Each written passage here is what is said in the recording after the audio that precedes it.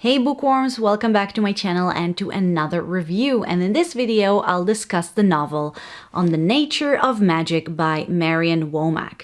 But before I get started, I want to tell you that I upload book-related videos every other Friday. So if you like hearing a weirdo talking about books, from lists, hidden gems, and classics, then consider subscribing to my channel.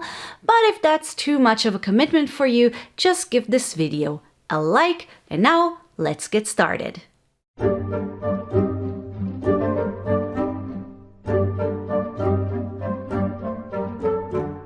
On the Nature of Magic takes place at the very start of the 20th century and focuses on two women, Eliza and Helena.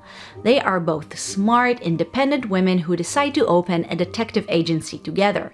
While Eliza is strictly a science girl, the one who needs to see it to believe it, Helena believes that there are also supernatural elements beyond our understanding that needed also to be taken into account. Then the two come across two cases, both from Paris, France.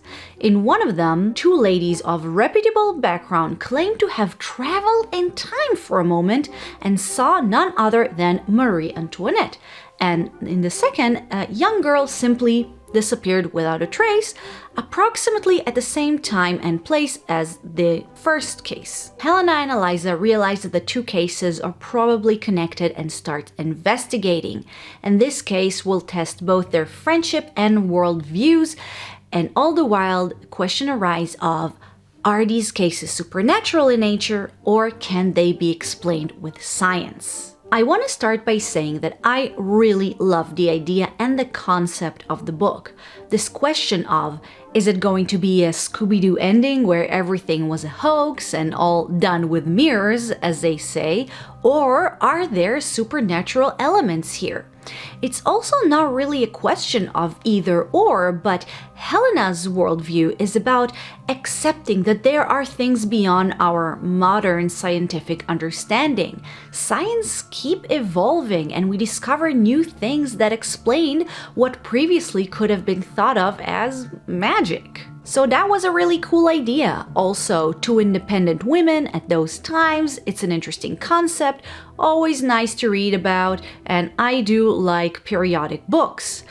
Having said that, I found that the writing, planning, pretty much everything else in this book was really lacking. As much as I like to blame the author, and I do, she was the one behind it, I'm also baffled by the lack of editing. Did no one notice that things that didn't make sense, like describing a huge building which is 6 meters high? That's not all that tall. Did she convert it wrong, maybe? And then there are some typos. There are sentences like, what do you know about it? Or, she didn't give it to me. But those are the least of our problems. I think the biggest issue in this book is its lack of good planning, setting, and world building. Everything about it, aside from the main concept, is so messy. It's as if the author had 10 different ideas and instead of picking just one, she just put all of them in the book in a jumbled mess. You know, throw everything to the wall, see what sticks. It's a mystery. There should be a process. We start with something unclear, then we start investigating. We discover new information which is put together to create a bigger picture. There might be red herrings along the way or cleverly hidden pieces of information brought up in passing which creates an aha moment at the end. But those things need to be planned ahead.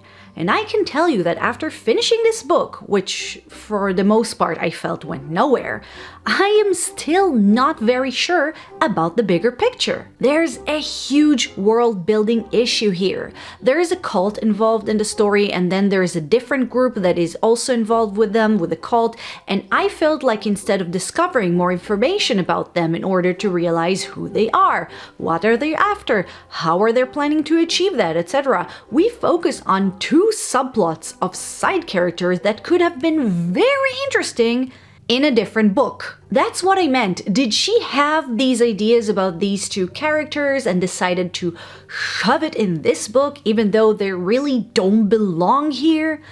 I know more about them than I do about the cult's victims, who, by the way, have major role here, but appear only at the very end, and I still don't know what exactly happened to them. Add to that very unclear descriptions of events, and you really have no idea what's going on.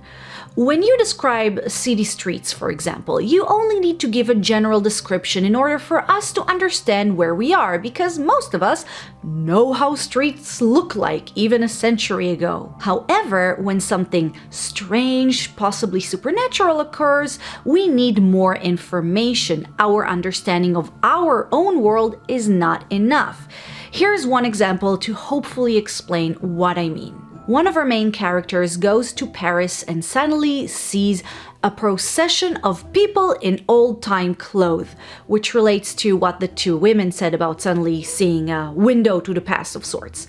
This one sentence is pretty much everything written about this encounter, and I hope you realize this isn't enough. I had questions. For example, how many people are we talking, 3 or 20? Did they look real or like ghosts? Could she hear them as well, or could they have been like projections or something? What were they doing? Just walking or something else? What are old-time clothes? Are we still talking about Marie Antoinette's 18th century time, or I don't know, the Middle Ages? How long did she see them for? Did the background change as well? Did it seem like they can interact with things around them? Those are just from the top of my head, but if you are creating a story that has an element of possible time travel, we need to establish rules. World building, Womack! There are many other things that I can say about this book. I have about double the amount of notes than what I usually have, but most of them are pretty much repeating the same ideas. This book is a boring account of allegedly an investigation which makes little sense and goes nowhere until the very end, when we get a solution in the last 5 pages.